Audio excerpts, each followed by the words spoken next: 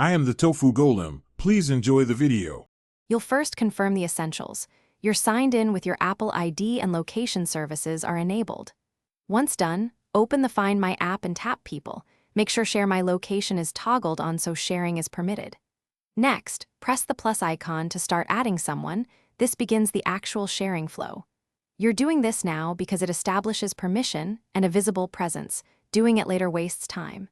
Continue immediately to select who you want to share with. Pick the person you want to share with, tap a contact from your list or type their phone number or Apple ID email. Then choose how long to share, 1 hour for short meets, until end of day for same-day plans, or indefinitely for ongoing visibility.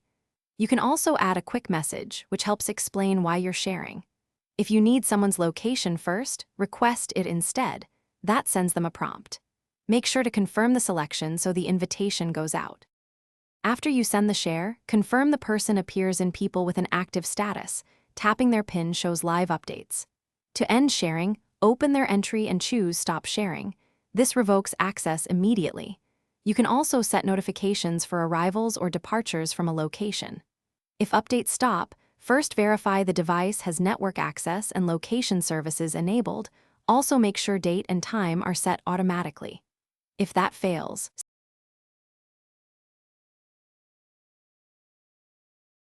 Thanks for watching. Consider subscribing if we helped you today.